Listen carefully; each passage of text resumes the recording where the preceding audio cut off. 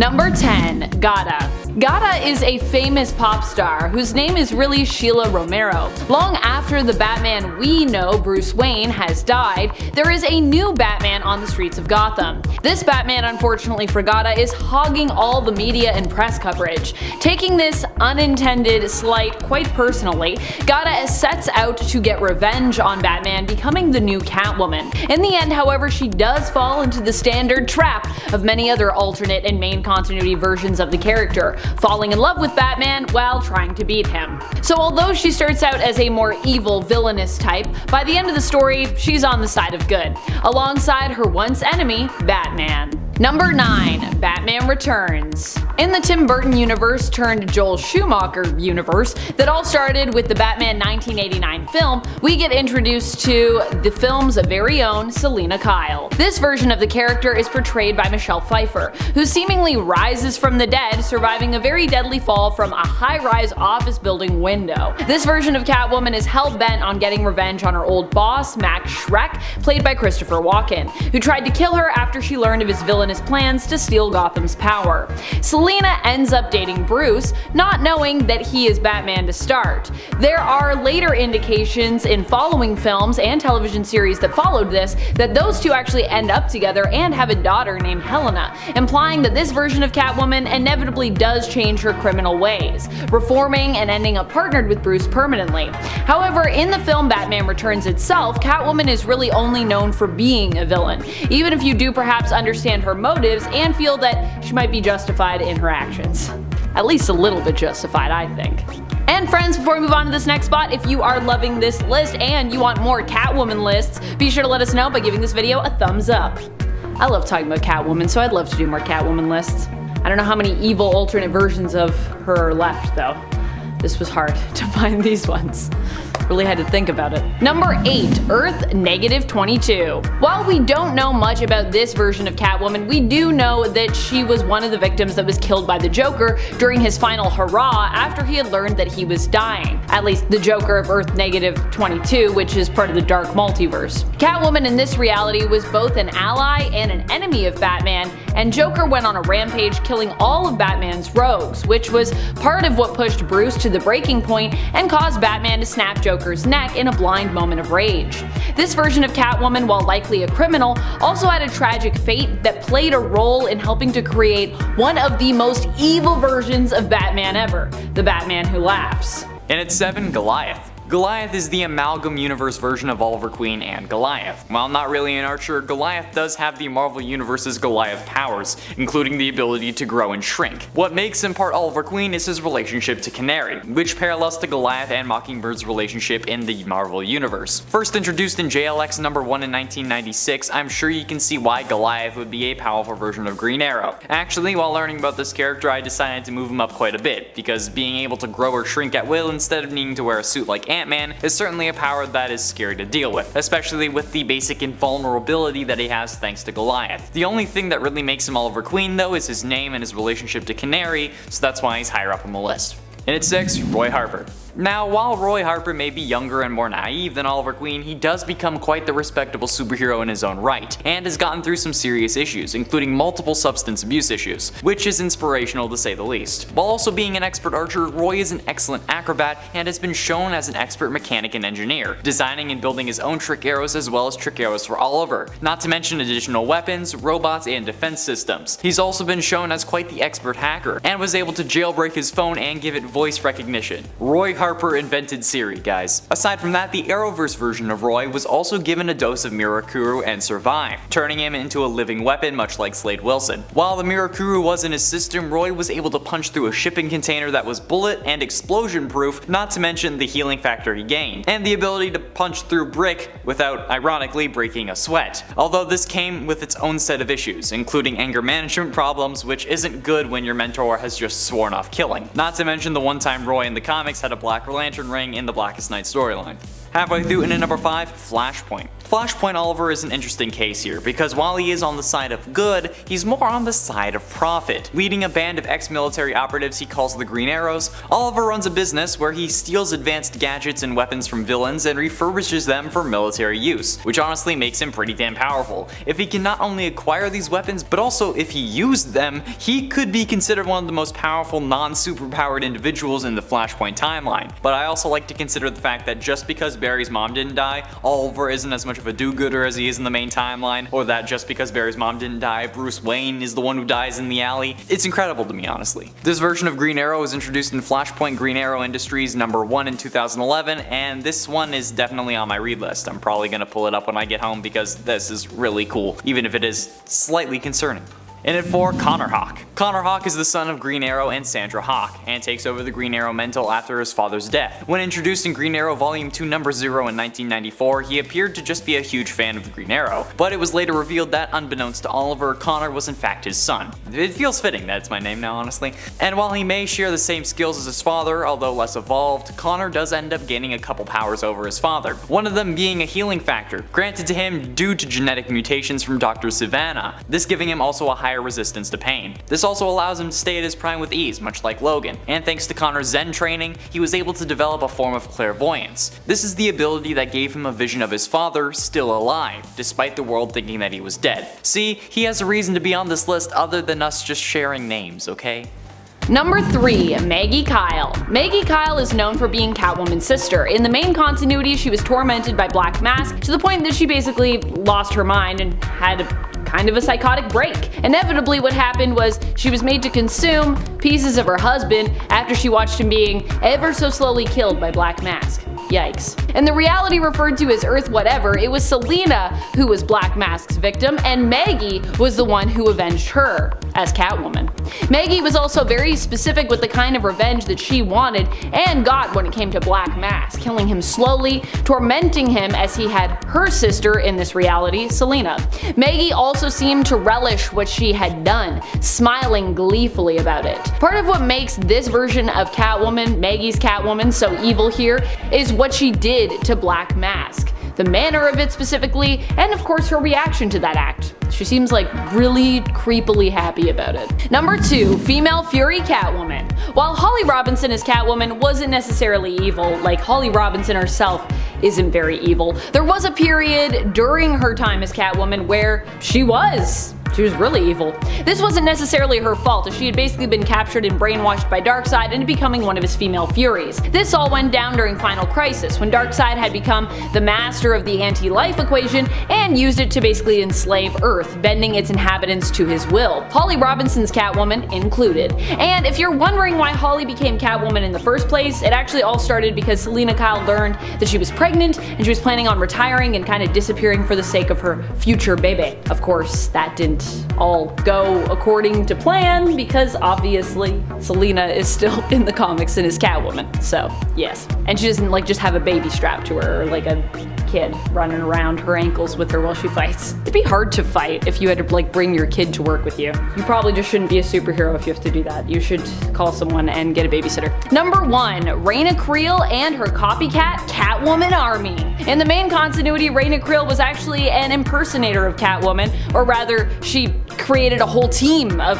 people to impersonate Catwoman, and she was the one that was in charge of it. And this criminal gang that she created was exclusively made up of copycats who all wore Catwoman's older suit design. Raina was introduced after Batman and Catwoman's wedding was called off, and Catwoman went off to do some of her own things outside of the Bats and Gotham shadows, taking up residence in Villa Hermosa in California during the start of her own 2018 solo series. Catwoman here faced off against a whole massive group of other Catwomen who are all seemingly hired by Raina CREEL to carry out villainous and illegal deeds on her behalf. I just think this is such like a cool idea for a story, and also there's some really good covers from that story. Some really great covers in there. Number 10, Tris Plover. Tris comes from a pretty dark future where all of humanity, it turns out, is living on a spaceship, destined to find a new home somewhere out in the cosmos to settle. The space vessel she lives on is known as Gotham, and she works as a farmer on the giant vessel. However, she ends up getting pursued by the authorities and decides to join the vigilante Batman. He tells her of the fact that that there was a malfunction and their ship is actually now off course. Tris joins him as his Robin, and together the two of them manage to correct the ship's computer, putting them back on a proper course. Think WALL-E kind of, but if it were Batman and Robin teaming up to fix things instead of WALL-E and a reluctant Eve. Unfortunately, despite being a kind of cool apocalyptic future Robin, Tris still turned herself into the authorities in the end and was turned into fertilizer, after she realized that it would take over 300 years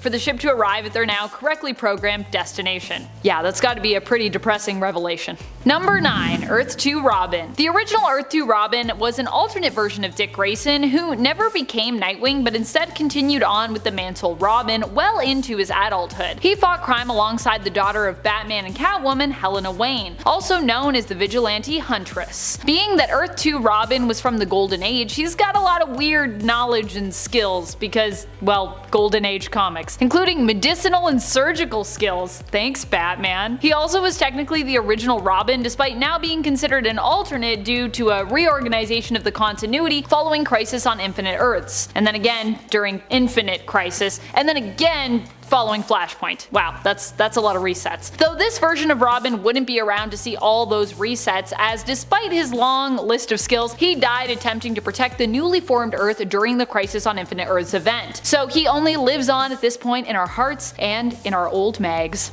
And friends, before we move on to this next spot, if you are loving this list and you want more bat lists, I want to give you those bat lists. So be sure to let us know that you like them by clicking that like button, and hey, why not share this list while you're at it? Help us find the people out in the world that also love Robins. Number 8. Robin 89. This alternate version of Robin made his first appearance in issue number 1 of Batman 89, a new limited series that takes place in the Burtonverse. One of my favorite verses. As a nod to the fact that Marlon Wayans was set to play Robin in the Burtonverse before Tim Burton left the Batman films, this version of him is black, which I think is pretty awesome. Initially, Marlon would have played Robin in the sequel, but the team actually decided instead to have him first appear in the third film, you know, the one that never happened, as Joel Schumacher then took over, introducing his own version of Robin in Batman Forever. We haven't seen much of this comic book version of what Marlon Wayans' Robin could have been, but what we did get is to see the mysterious figure who is Robin, likely still named Richard Grayson in this reality, take on Batman near the end of issue number 1 and hold his own against the Dark Knight. And so for that alone, and the fact that I'm really excited for Batman 89, I felt like I should include him. So hopefully you agree with me and you're also excited about Batman 89. Or if you're not excited, hey, let me know in the comments. Everyone's entitled to their own opinion, you know what I mean?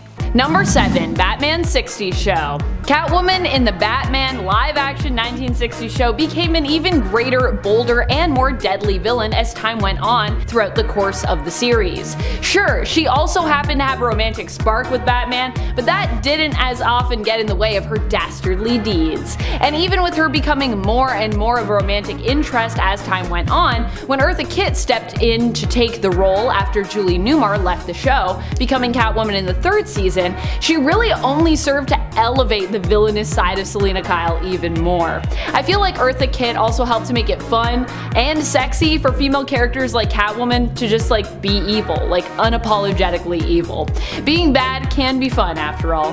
Number 6. Madam Cat. Madam Cat hails from the Amalgam Universe, which over at DC is given the reality number of 496 and over at Marvel is given the reality number of 9602. In this reality, Selena Luthor was the daughter of Green Skull, aka Lex Luthor, and Lois Lane. She was basically raised to be evil, despite the fact that her mother did try to shield her and protect her from her father's villainy. As a result, Lois was killed by Green Skull, who then raised Selena to be just as vile and trained her in the ranks of Hydra. Despite her villainous past though, Selena does end up betraying her father in the end and seemingly switching sides to the side of good, before perishing in an explosion. At least it seemed like she perished in an explosion. Madam Cat is a combination of DC's Catwoman and Marvel's Madam Hydra. Number 5. Deceased. In the world of Deceased, Selina Kyle becomes infected with the anti-life equation and becomes insanely violent and zombie-like. Although those infected aren't really in control of themselves and simply are compelled to behave the way they do, not specifically having intentions of their own, I think we can still consider them to be pretty evil. I mean, they're basically zombies. Zombies are monsters, and monsters generally fall on the side of evil as opposed to good. Except for good monsters, that is, like zombies who just, want to wanna fall in love, or the lovable monsters of Monsters Inc. In this reality, Catwoman ends up defeated by Harley Quinn and Poison Ivy after she has succumbed to the anti-life equation virus. Or I guess just the anti-life equation. Just feels weird to like not call it a virus because they're basically like zombies, you know? Number 4. Catwoman 2. Catwoman 2 is Catwoman's kind of unofficial predecessor from the Kingdom Come universe. Here, Catwoman herself, Selina Kyle, has retired from the world of vigilantism and thievery to start her own successful cosmetics company and brand. And successful indeed it was. She presumably spends most of her time running the multi-billion-dollar company, and I guess just chilling and spending her money. Catwoman 2, on the other hand, uses Selina's former mantle, but is one of the new heroes to appear on the scene, whose methods are actually looked down upon by the older heroes. She follows the brutal and misguided example of the Man of Tomorrow, the villain Magog. Number 3. Robin King. Robin King is actually not an alternate version of any of our Robins from the main continuity. Gasp! Instead, Robin King is an alternate version of Bruce Wayne, who was inspired by a Robin's cheerful song at his parents' funeral in this reality. It was the young Bruce Wayne here who killed his parents due to the fact that he was inherently prone to violence and homicidal tendencies, even from a young age. Because this version of Robin is so murderous and dangerous, he could definitely be one of the most powerful Robins out there. Also, if you thought Jason had at times questionable morals or methods, the Robin King truly just blows him out of the water for that. Number 2. Dick Grayson. I think Dick has proven to be the most capable and powerful version of Robin that we've ever seen. This is likely thanks to a combination of Nightwing's personality and years of experience, considering that he was the very first Robin and has been around since the early days of Batman's vigilante career. He's also super flexible. I think he's also the most flexible Robin, which I know y'all might be thinking that doesn't equal power, but trust me, flexibility is hard and it is very powerful, I think. Do not underestimate someone who's very flexible. Dick even proved himself as a good fit as Bruce's heir when he himself took up the cape and cowl, filling in as Batman after he was presumed dead, but was really just MIA. Nightwing brings to the table not only his skills as a fighter and acrobat, but also his sharp wit as a perceptive and smart detective, as well as his forensic skills, or as I said once, his chemist skills. I called him a chemist once and people were like, that's not a thing. But he does have forensic skills, which is chemistry, so I feel like it still kind of goes hand in hand. I defend it. I would say when it comes to all-around Robin power, Nightwing is one of the most balanced, which generally gives him a leg up in comparison to the other Robins who tend to dominate in a specific area but usually lack somewhat in another. Basically, they're usually really good at like one or two things, but everything else there's like they're fluctuating. And I feel like Nightwing is pretty much like here, like he's just really good at a lot of stuff. Number 1. Dragon Slayer. Dragon Slayer is probably the most powerful of the Robins that we've seen so far. He's also definitely the most metal. He comes from the Dark Multiverse, more specifically the Dark Multiverse Dark Knight's Metal series. He actually sort of has powers as well, coming with an electric guitar that also happens to be an axe. He plays it with a kryptonite pick, using its sound to create sonic blasts and even energy constructs. And okay, yeah, so he doesn't necessarily have powers, but he has a powerful weapon, so I'm gonna count it, because it's like magically powerful. Dragon Slayer's Nightwing, aka Richard Grayson, is definitely the most badass of all the Robins here, and despite his very brief appearance, is in theory the most powerful. At least his brief appearance by comparison to some of the other ones. Although Tris Plover was also brief. And at 10, New Earth. Now, I'd like to say that technically New Earth is no longer the main continuity, since Prime Earth currently is, so I'm allowing New Earth Oliver to be on this list, okay? My list, my rules. New Earth Oliver is pretty badass, since in the 0 Hour storyline, after being thrust into another timeline where he stares at his own dead body, he gets pulled back and recruited by Batman to help in the fight against his once good friend Hal Jordan, who had recently gone mad thanks to Coast City being destroyed and then being possessed by Parallax. Oliver didn't want to believe it, but after seeing what Hal had become, he knew what he had to do. In the final battle, Oliver straight up shot Parallax in the chest, ending the battle and saving the universe. But Oliver was pretty messed up after this, understandably, because you know, he just killed his best friend. So Ollie returned to where he committed his first murder, because you know, that's great for your mental health, and swore off being a superhero, but obviously this wouldn't stick. Still pretty sick though. In at 9, Archer. Appearing in the animated movie Justice League Crisis on Two Earths, this version of Oliver Queen is the evil version who's a member of the crime syndicate. While he doesn't have much else going for him, being a match for the main Earth Oliver, he does have the moral advantage. You see, when you don't have a moral code, you can basically do anything, and that's what Archer experiences in this movie, even attempting to assassinate President Slade Wilson's daughter during a public speech. Yeah, it's pretty messed up. Dressing in red so he can hide all the blood, this guy is willing to kill whoever he has to in order to survive, gain more power, or even just have a bit of fun. And that puts him at an advantage over good Oliver, because he could easily put someone's life in danger as a distraction, and it would work. If you're enjoying this list and want to see more like it, why don't you hit those shiny like and subscribe buttons? It really helps us out and can make a huge difference. Okay, let's keep going.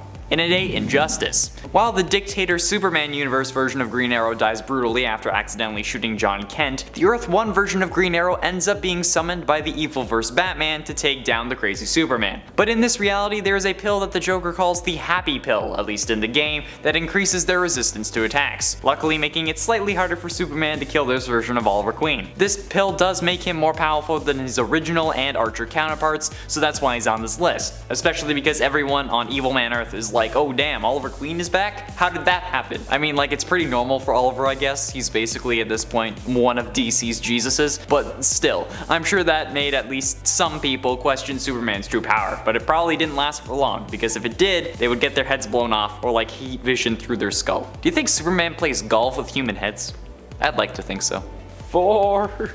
Number 7. Gotham City Garage Nightwing. Nightwing in this reality is known for fixing up bikes and wearing a leather jacket with no shirt underneath. Sounds pretty sweaty to me. He is recruited to help break into Lex Luthor's compound by Catwoman, and the pair of them are also joined by Kara. His skills here don't just include fighting and acrobatics, but also his driving skills, which are pretty impressive. Aside from that, Nightwing also has his tricked out bike, which adds to his power set. In this reality, he is rivals with Jason Todd, who himself gets his butt whooped by Kara. Nightwing in this reality is different in the sense that he is more selfish than his main continuity counterpart, and is willing to leave others behind in order to save himself. Number 6. Damian Wayne. What would an alternate Robin list be without a few of the main continuity Robins, of which we have a plethora of alternates already, as the role has changed hands throughout the years. I'm not going to list all of the Robins here, so if there's one that you're a huge fan of and I don't list them, please don't be offended, but I am going to mention a few that I just think are the most powerful and deserve to be mentioned, with some powerful Robin alternates from other realities and Elseworlds peppered in the mix there. Damian, of course, being one of those main Robins that I would like to talk to you about. Damian Wayne is another Robin who initially didn't have a problem with killing his opponents. This is due to the fact that he was raised among the League of Assassins, in part training with his mother, Talia al Ghul, herself a masterful and accomplished assassin and fighter. Damian has recently left the Robin mantle and his father's side to seemingly find himself in his own new Robin series. Although the series is called Robin, Damian claims to have turned his back on the bad and is looking to find out who he really is outside of his father's shadow, turning to his mother for some guidance this time around, and also looking inside himself, which I think, you know, Damian's still pretty young, so that makes a lot of sense to me. Number 5. Deathlock. Deathlock is the Amalgam Universe version of Jason Todd. He is a combination of DC's Jason Todd, who was once known as Robin, Marvel's Midnight, and Marvel's Deathlock. In the Amalgam Universe, however, his name still remains Jason Todd, just to be clear. Jason was caught in an explosion and recovered by the villainous organization Hydra, who healed him and repaired him by turning him into a cyborg, making him into their agent and Deathlock. But prior to this, Jason was already a skilled fighter, albeit somewhat reckless, taking up the mantle of Moonwing when he worked for S.H.I.E.L.D. after Dick had left the mantle and S.H.I.E.L.D. to go attend university. However, Jason would later be dismissed from S.H.I.E.L.D. after making a grievous mistake while on duty, a mistake that even as Deathlock he still blamed his superiors for, confronting both Dick Grayson and S.H.I.E.L.D. director Bruce Wayne during a fight later on. Number 4. Jason Todd. When it comes to Jason Todd, he is powerful because he doesn't often hold back and he doesn't really give up. While he may have trauma that sometimes can leave him vulnerable, his redefinition of the Bat Family moral code means that he's a touch more ruthless than your standard Robin. Okay, maybe a lot more ruthless. At least more ruthless after he left the mantle of Robin and became Red Hood. However, even during his time as Robin, Jason was a determined young man who, even when beaten, would never back down or give up in a fight. Currently, however, Jason is also a masterful sword fighter and weapons expert who is not afraid to kill those who get in his way, which is kind of what gives him an edge, I think, in comparison to some of the other Robins. Getting close to the end, and in number 3, Blackest Night. The Black Lantern Corps is a group of various dead superheroes and villains alike who are raised by Nekron and each given a Black Lantern ring. This ring grants them power over death, and these rings are powered by the Anti-Monitor, as he is present within the Black Lantern power battery. Those raised by the Black Lantern ring are in essence resurrected to where they were before, but with their minds warped to serve Nekron's purpose. Those with the ring have various powers, including a healing factor, aura recognition which allows them to see powerful emotions, energy spectrum assimilation which lets them extract the hearts of individuals they've slain and use their last feelings to charge the central battery and their ring by 0.01%, and they, much like zombies, can infect others by biting them. A bite from a Black Lantern will slowly kill the one bitten and would turn them into a Black Lantern upon death. Basically zombies with superpowers, so definitely not something to be laughing at.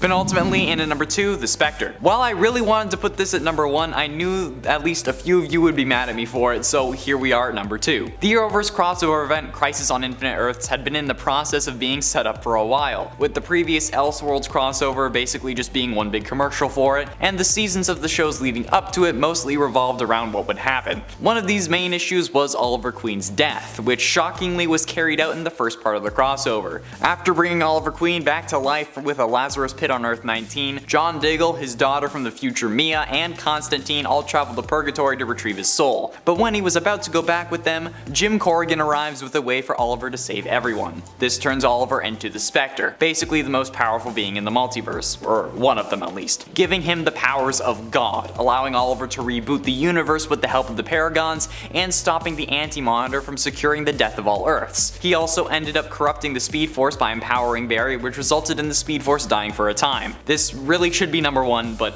whatever. Finally, in at number 1, Brightest Day. After Hal Jordan absorbed the entity of life, he spread its power over multiple superheroes, some of who were Black Lanterns at the time. This included the Green Arrow, which fully resurrected him. And a white power ring is certainly the most powerful ring of them all. One ring to rule them all.